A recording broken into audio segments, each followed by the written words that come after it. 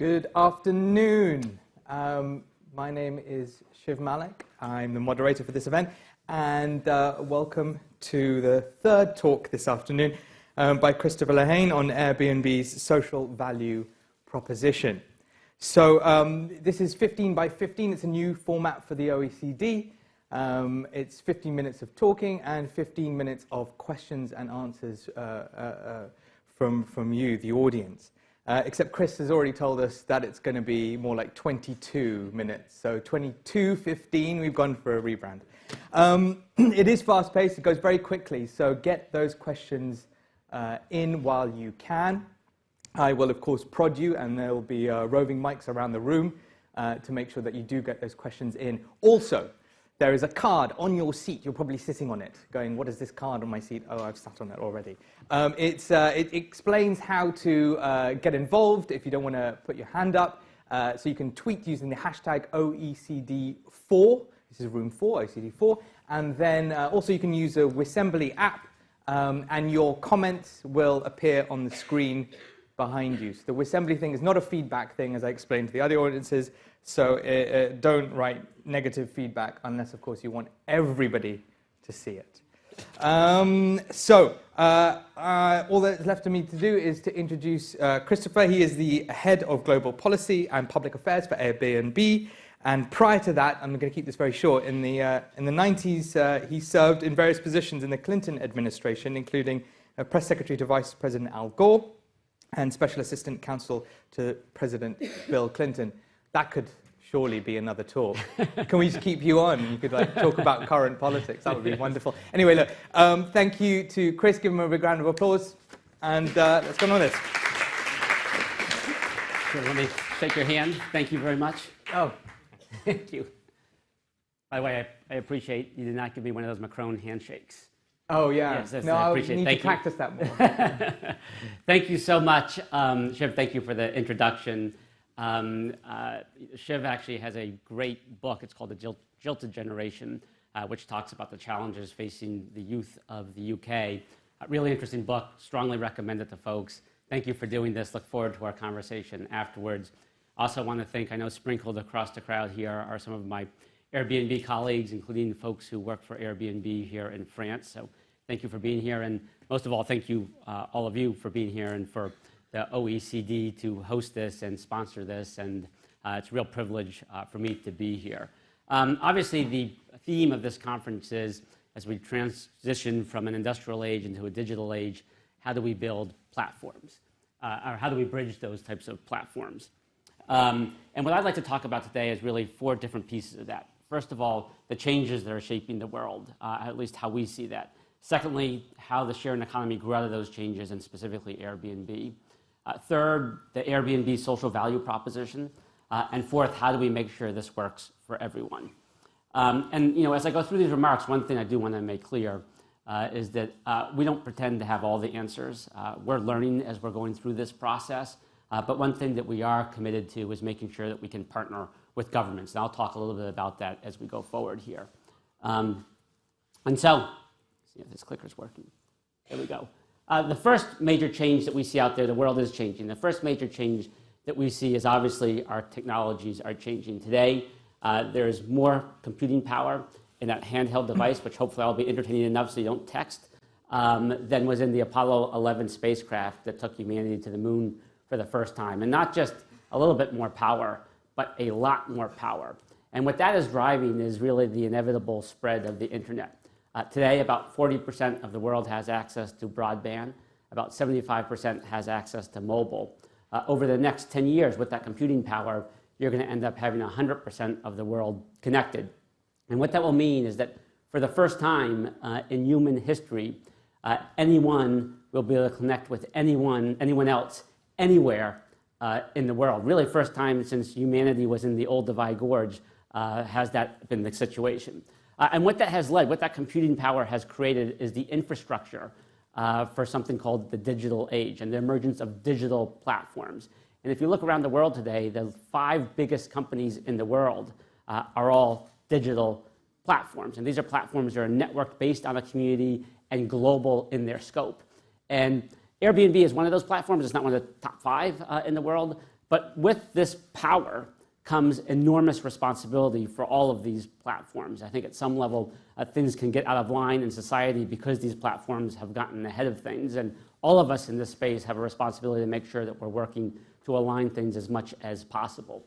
The second major change is that our people are changing. We've gone from an age where the baby boomers were the majority to a time period where now millennials are really going to be the largest generation in human history. And when you combine them with sorry, the screen keeps going off a little bit. When you combine them with the Generation Z, which is coming behind them, it's going to represent the largest generation in human history. By the way, I'm just going to do this without the slides since they don't seem to be working. This generation combined is going to really represent the majority of voters in the world. They're going to be 50% of all voters. They're also going to be 75% of all the key consumers out there. And what that means is that they'll be driving really determining who's in office and which consumer choices are actually being made. They're going to determine which products, which companies succeed. And this is a fundamentally different generation in terms of how they think. This is a generation that's values-oriented, mission-driven, and one way to see that is that over 75% of these folks would rather spend their money on an authentic experience, something that's real to them, than necessarily on a material good, different than the baby boomer generation. The third major change, something that has been very much a topic over the last week or so, and something that everyone in this room I know probably has spent time on, is our climate is changing. I think we all know the statistics. 16 of the last 17 years have been the hottest on record. Last year was the hottest ever recorded. And for those millennials growing up in this time period, it is a daily part of their existence. You can see that in terms of how it reflects in their attitudes. They do believe global climate change is a significant challenge for all of us on this planet. The science is indisputable, it's immutable, it's irrefutable. They get that. And that's reflecting in terms of the lives that they are living. You're seeing all across the world a real focus on sustainability. And in particular, how do you think about maximizing the utility of an asset, particularly when you're in an interdependent and codependent world? And so people are looking at how they can share cars, how they share homes. But it goes far beyond that. You have things like shared food, shared tools, shared gardens, shared pets even in some parts of the world. And last week I read that in China, you can apparently share a basketball or an umbrella. But it really goes to how these particular folks are looking at the world. And thinking about the concept of how do you maximize the utility of an asset, consider the fact that there are millions and millions of empty homes in the world. Here in Europe, in France alone, there's about 2 million empty homes. Then the fourth major change is travel is changing. This is the ship that took my family from southern Italy to my grandparents from southern Italy to Ellis Island in New York. It took them about 14 days to make that trip. Today, you can make that trip by air in about 8 or 9 hours, depending on the headwinds. And really, since the end of World War II, with the rise of air travel, you've seen an inexorable growth in travel and tourism. Over 3 billion people traveled by air last year. Over 1 billion people traveled by air internationally. And as a result, travel and tourism is becoming a bigger and bigger part of the economy. Today, it's 10% of the global GDP. It's bigger than big oil. 1 in 10 jobs is connected to travel and tourism. And you see that here, in particular in Europe. Europe is the #1 destination for travel in the world. And obviously, it's reflected in terms of the size of the economy here. And as we think about travel, we think about travel in the same way that we've thought about healthy food and junk food. There's some that's good for you, there's some that's not so good for you. And so we think about how our travel works in that same context. And we've identified some specific ingredients that really drive what is healthy travel. Is it accessible? Is it authentic? Is it local? Does it benefit all? Is it sustainable? Those are the ingredients that we look for when we think about travel. Now, the fifth major change is that our economy is changing. People have gone from working on factory floors to working in shared workspaces. And then the very nature of work is changing as a result. If you think about this, over the period of the last 200 or so years, we've gone through significant transitions when technology has changed how people work. 1800, 1850 was really the advent of mass agriculture, when you had changes in plow technology, when you had the cotton gin, it led to Western expansionism in the US. Then you got steam power, which led to the rise of pre-industrial cities along waterways. Then you got the rise of electricity, which then generated urbanization, large industrial centers. Immigration followed from that. Post-World War II, the automobile helped create access to the suburbs, and the nature of where people work were changing. Today, we're in the digital era, and work is changing. People increasingly are becoming more mobile in terms of where they work, being able to work from multiple locations over their technology. People are also increasingly becoming independent workers, contractors, freelancers. You can see that on the rise in the US, you see it on the rise here in Europe. People are no longer necessarily working at one place for 40 years and then retiring. They're working in multiple different ways. And as we go through these transitions, there are challenges to this. One of the major challenges that we are tracking is the role that productivity and wages are playing. So historically, when technology drove increases in productivity, wages would rise with it. But what we're seeing now is that productivity is being driven upward by technology, but wages are not following, and that's particularly the case with some key audiences or key cohorts. Some are benefiting. The creative class, engineers, people at the top are doing very well. Actually, people who've historically been at the lower end who do service type of jobs, a barista, they've seen their wages go up. But what you've not seen is the vast majority of working families, what we in the US call middle class families. They have seen their economics really stagnate. And this is people who could be in a blue-collar job on an assembly line, or could also be a white-collar job like an X-ray technician. And there's we tracked this in the US specifically to see what the impact was. We did a study about a year or so ago, and we're able to discover that typical middle-class family in the United States is about $4,000 behind from where they would have been generally if wages had continued to increase with productivity. That's leading to that economic inequality that people are talking about. Now, there's even bigger transitions coming behind this. We're entering the period of the robots, AI, robotics. Some studies indicate that more than half of the jobs in Europe could be displaced or replaced over the next 10 or 20 years by the rise of these robots. And when we think about this, it's one thing to talk about stats and graphs and pie charts, but at the end of the day, there's real people behind this, right? There's the person who's on the assembly line. There is the cashier at the supermarket. There is that X-ray technician.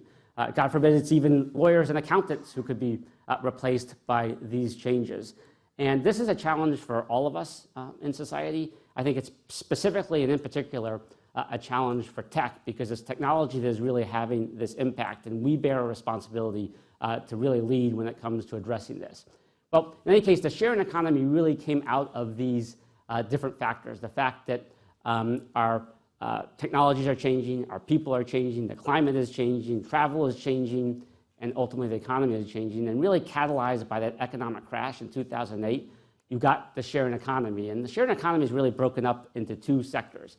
You have something called shared labor, and that's something like car sharing. And then you have something which is shared capital, which is actually sharing an asset that you control, like a house. And if you sort of wanted to go to where home sharing over a digital platform began, you'd go to this address on Rouse Street in San Francisco. Airbnb's founders, all three of whom were millennials, two of the three were recent art school graduates who were living together in San Francisco. They couldn't make their rent. They were having trouble making their rent. And so what they did is they decided to make available some air sofa mattresses that they had in their apartment during an art conference in the city. They did that. They were able to make their rent. Then an idea was born. Let's create a website that advertises empty rooms. And then from there, they went to whole homes that weren't being used. Now you can do a tree house. You can do an igloo if you're interested. And on Halloween last year, you could have rented Count Dracula's castle if you were so interested. And then just 2 weeks ago, we partnered with Sweden to actually make the Swedish countryside available to anyone who wanted to access it.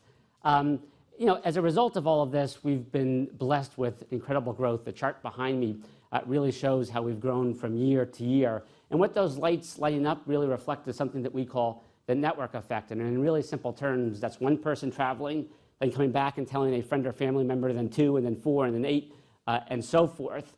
But ultimately, what's behind the Airbnb platform is this so-called network effect. 70% of the people who travel on Airbnb do so on the recommendation of a trusted friend or family member. Trust is at the core of what the Airbnb platform is all about.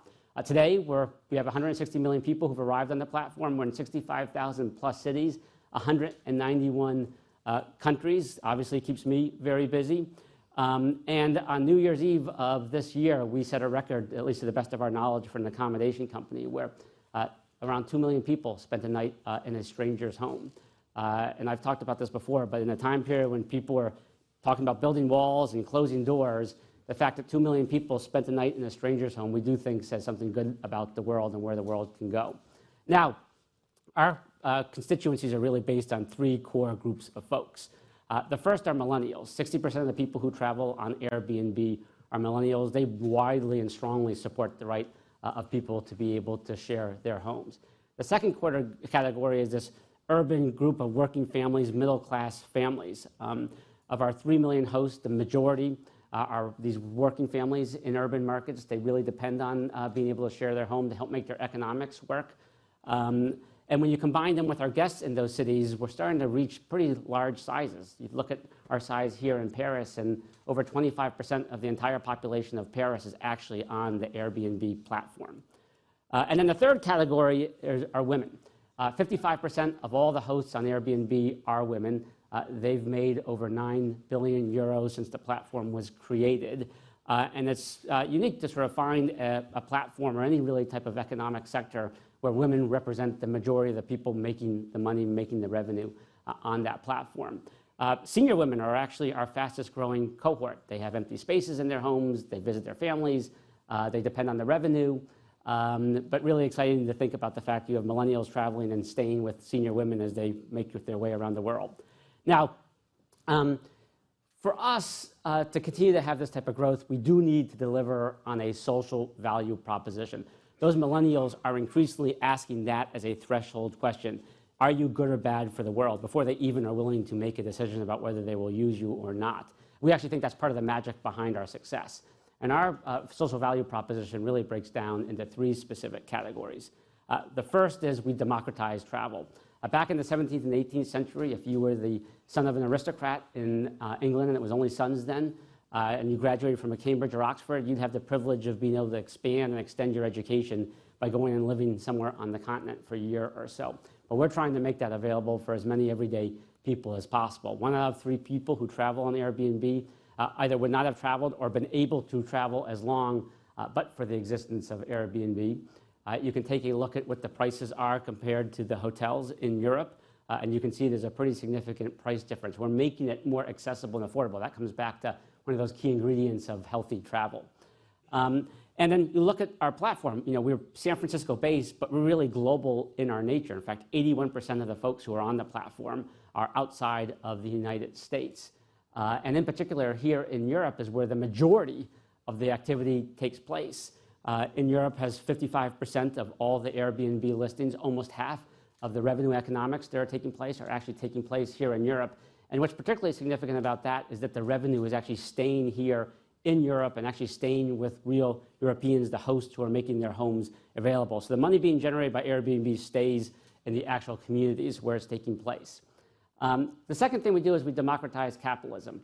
In most capitalist structures, it's the entity that controls the supply chain that makes the vast majority of the wealth. Airbnb is more of a circular model. People are making money using what is typically their greatest expense, their homes. They make 97% of the money that they list their home for. They get to decide at what price, how they do it, when they do it, where they do it. And as a result, we're generating real economics for folks. You know, here in France, the average person is doing it typically about 27 times a year.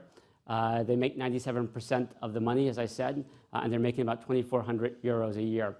In the United States, the typical middle-class family is doing it about 41 times a year. They make 97%. They make about $6,100 a year. And earlier, I had talked about that loss in wages. Those hosts on the Airbnb platform are actually making up the difference that they've lost in their wages by using Airbnb. Do not want to suggest that Airbnb is the solution to economic inequality. I think it teaches some lessons and is, I think, part of a larger solution to this issue, which, as I said earlier, we all need to deal with. You know, Airbnb is ultimately about people, right? At the time when robots are potentially displacing or replacing people because of technology, we're trying to use our technology to actually connect people and create economic empowerment opportunities for people. And then the third piece is democratizing the revenue that's coming from travel and tourism.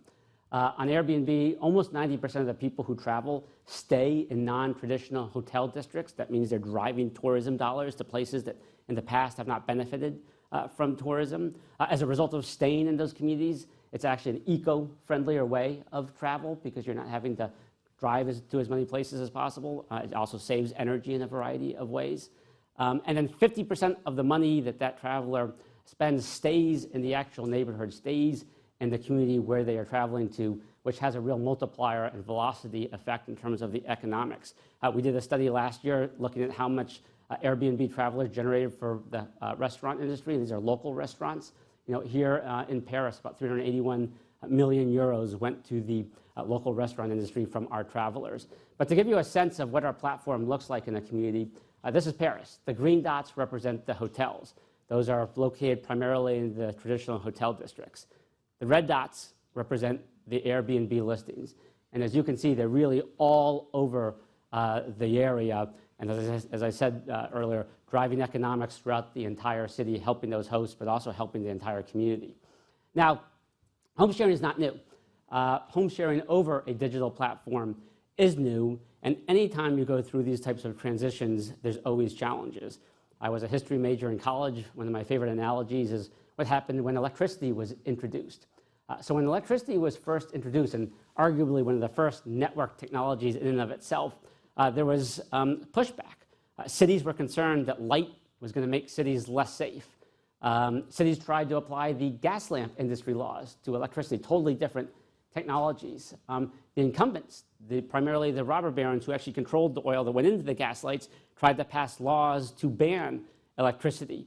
It maybe looks a little funny from the perspective of today. For us, it sounds a little bit familiar from the perspective of today to some of the things that we're seeing.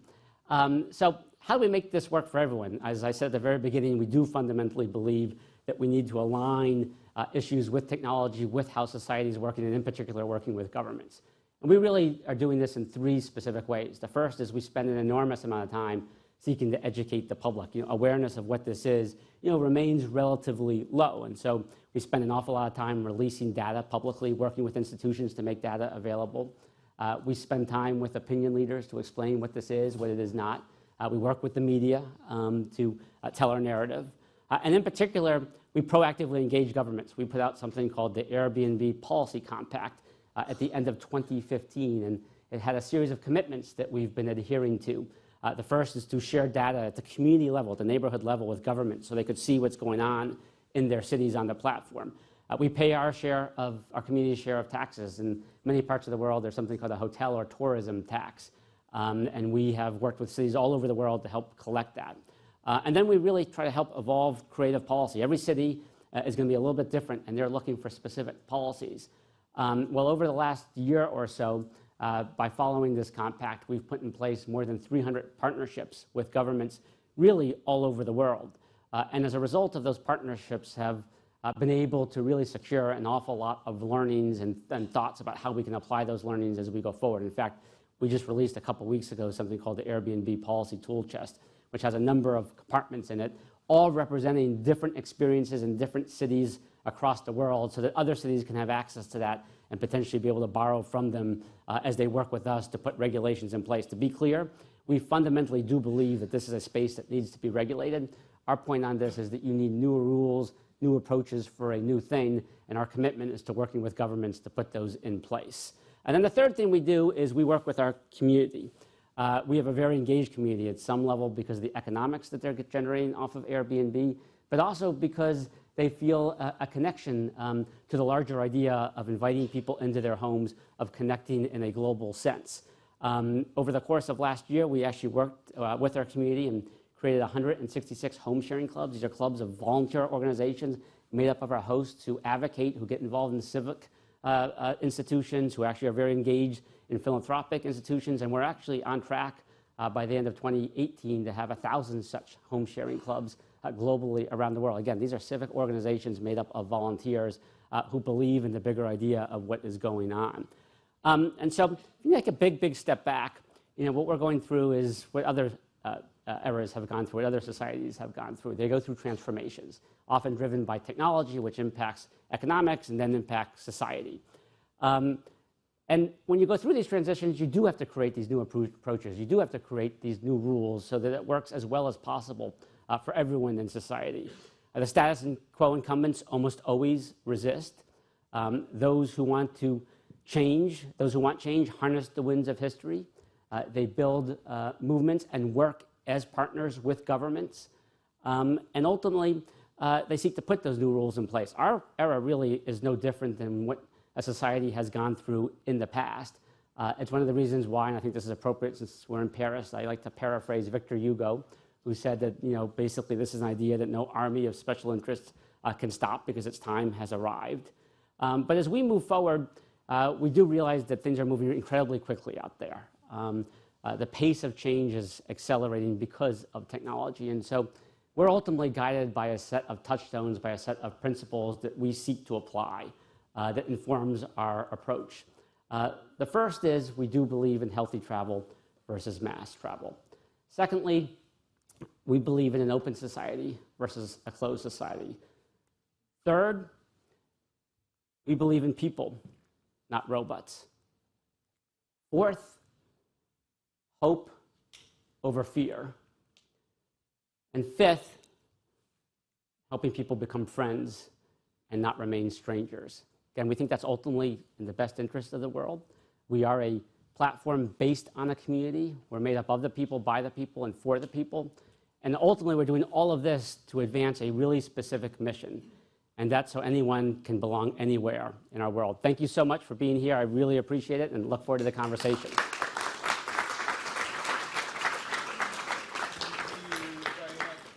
Absolutely fascinating. So we're going to get straight into questions from the audience. I see you lots of hands already. Look, I'm going to ask the audience actually one question before, just so we know our audience a little bit better. Who here has Airbnb their home? I like how Airbnb is a verb, by the way. Yeah, okay. And who here has rented somewhere on Airbnb? Okay, so almost everyone, maybe 6 people who haven't. Right. So that's your audience. Okay, questions. Should take the gentleman at the front here. 1, 2, 3. Okay, lots. Where have you not succeeded in your social value proposition? That's a great question. By the way, when you guys ask the question, it'd be great just to introduce yourself and where you're from. Yes, you give your name before. Just curious. Say that, yeah. I'm from Region Zealand in Denmark. I'm a director of regional development. Excellent, thank you. So I would say, well, first of all, I think we are succeeding broadly. I think where we continue to need to make progress is really on educating people generally on the baseline of what this is. Obviously, there's a lot of people in this room. This is probably a somewhat unique cohort of folks in terms of who have knowledge, awareness of it. Awareness of what the platform is and is not, is still at relatively, comparatively low levels when you go out, into the broader public. Now, that's a huge opportunity because you can go out there and explain this huge opportunity from a business growth perspective, huge opportunity in terms of just a basic communications tool in terms of being able to define it. But it is, for a lot of people, the initial thought of it is that it's a strange concept to allow, a stranger into your home.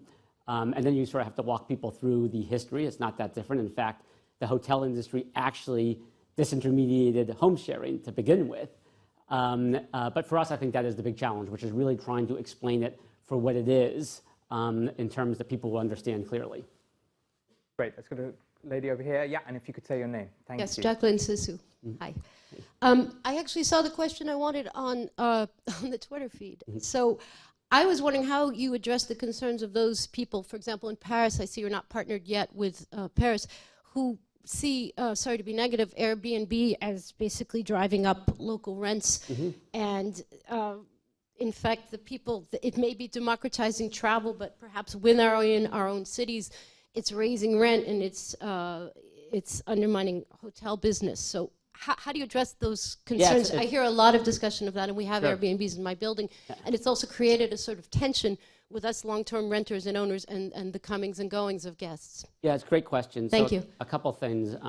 First of all, I think in most places in the world, if you objectively actually look at the underlying data, there are a variety of factors that are driving housing costs, and including here in Paris. If you look at the last 20, 30 years, it's been a long-term trajectory and trend. even at our size, we're a relatively small amount of the overall housing stock in most markets in the world. That said, this platform was created by those 3 millennials to actually help create a situation where people can stay in their homes. As I said earlier, 70% of our hosts are what we in the US would call middle class. I think over here in Europe you'd call working families who do really depend on the economics. They're using the homes that they live in. And what we've done as part of these 300 plus partnerships is we've worked individually with different cities to address exactly that question. And what we've seen really over the last year is this emerging trend, which is that cities are beginning to recognize and appreciate as the economy evolves and moves in a different direction, how important travel and tourism is to their overall economic pie, and really wanting to make sure that as many people as possible benefit from it, but also wanting to make sure that, that they can limit whatever consequences could come from that. And so what you've seen cities do is really create sort of a two-tier system. They almost bifurcate the practice of people who are using the homes that they live in from people who may be using, engaged in what you'd call vacation rental or commercial rental type of activity. And so, what we've worked with cities on is to help them distinguish between those two activities. And so in most cities in the world, they really embrace the idea of people using the homes that they live in that otherwise would not be available on the long-term rental market, because they understand and recognize that with economic inequality being a driving issue out there, that our platform can help address that, actually help those people stay in their homes. And then they take the second category, which is typically a much smaller number on our platform of people who may be doing that vacation rental commercial activity. Some cities already have pre-existing rules for that. Other cities develop new rules to actually regulate that. We actually create the structure so that the system can actually be regulated. Some cities then really want to benefit from travel and tourism, and they sort of dial up the commercial vacation piece. Some cities want to optimize for housing accessibility and affordability and dial it down. And we work with those cities to give them the tools and ability to really be able to do that. So you take a place like the city of Chicago or the city of Philadelphia in the US, both of them wanted to really sort of dial up the tourism dollars that they were getting. And so they created a structure that really sort of incentivized and encouraged more of that type of activity. There are other cities, San Francisco is a great example, that was looking to really optimize for the accessibility issue, and they dialed that down. And we actually helped put in place the actual tools to make that happen. I think one of the challenges that cities have, and this gets back to the earlier point about a little bit of the challenges with alignment, is this is activity that's taking place in ways that they just have a difficult time being able to get visibility into, to be able to regulate, because it's happening on a digital platform, and they have no ability nor tools to be able to regulate it effectively. And the only way that ultimately can happen is by us partnering with cities to create some of the types of tools so that you can actually put in place a regulatory structure that's designed to achieve goals. Again, most places, they really want to allow people to do it from the homes that they live in. That doesn't impact the housing stock. And then depending on whether they want more tourism or they want to optimize for accessibility, they can dial that second part up or down. Okay, we've got about 2 minutes or 3 minutes left. It's not long, so let's keep questions and answers short. Is Xavier here? He's posted something up on the board there. Xavier? No? Okay, maybe. Yes. Outside. Oh, yes. Okay. Ta-da. Yeah, yes. You want to ask a question? Yeah. You mentioned the gap that is increasing between like the productivity gains and the wages, and I'm wondering like how do you balance, because on the platform people who rent their houses they are paying for their bills with that and the capital of the house. So, and you as a company, you're extracting a lot of value because you have lower costs compared to them. So how are you planning to work on maybe having a better share of the gains? Well, I mean, they make 97% of the money that they list their home for. So I'm not sure there's any example in capitalism where someone's making 97% at what would conventionally be described as for the grassroots level of the entire supply chain. That's why I talked about it being an example of democratizing capitalism. And I think the fundamental insight into Airbnb is that people are actually taking what has typically been their greatest expense. They're already paying all those costs for their housing. It's why you can see in Europe, you can see in the US, you can see in most parts of the world, the burden of housing has increasingly gone up as an overall burden of someone's economics. And I think what Airbnb has done is has enabled middle class working families to unlock the asset value of what has typically been their greatest expense to then become something that generates supplemental money. This is not their job. This is in addition to their job, but taking place at a time when they've seen wage stagnation in their regular jobs. And one last question from the, man over there. Yeah.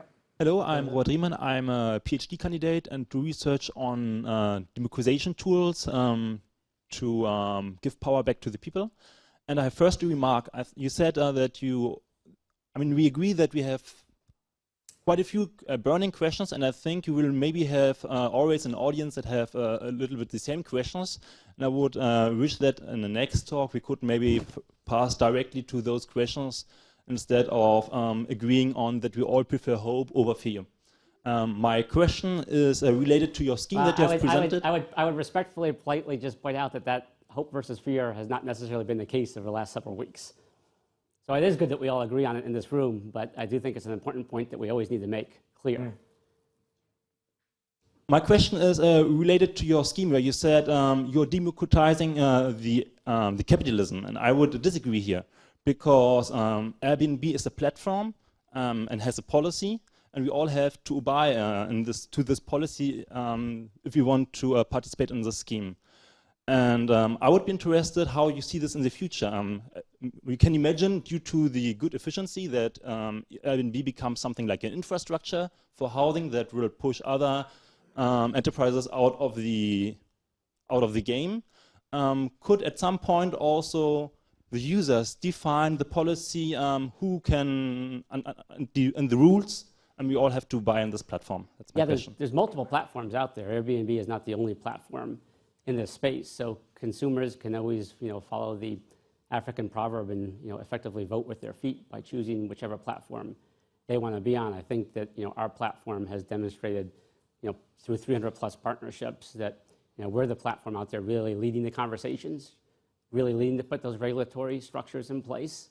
But consumers are free to choose whatever they want. I think the reason they are choosing our platform, both as hosts and guests, goes back to that value proposition. Again, I will reiterate that at least I'm not familiar with any platform out there where, the person at the end of the supply chain, the person at that grassroots level, is making 97% of the money. I travel all over the world. I do conversations with leaders, elected officials, regulators, and I often end up at a place where I ask a really simple question. And I'll pose the question here, which is, are you aware of any government program that generates $6,100 US for a typical working family that helps them make up the $4,000 they've lost without a single taxpayer dollar being spent? Pretty silent. And that's why this thing has been as successful as it has been, which is that people are under significant economic pressures, and they finally have found a way to unlock the asset value of their houses to be able to generate wealth and economics at a time where it's really critical. Thank you for that. That was brilliant. And I love the... Thank you. It was both a wonderful talk and some really good hard questions. Excellent and questions. I love the fact that everyone here has used Airbnb, but then also is like, tell me more about it. I've got all these questions. So it's wonderful. It's awesome. Thank you. Thank you very much. Another round of applause for Christopher. Thank you. Thank you so much.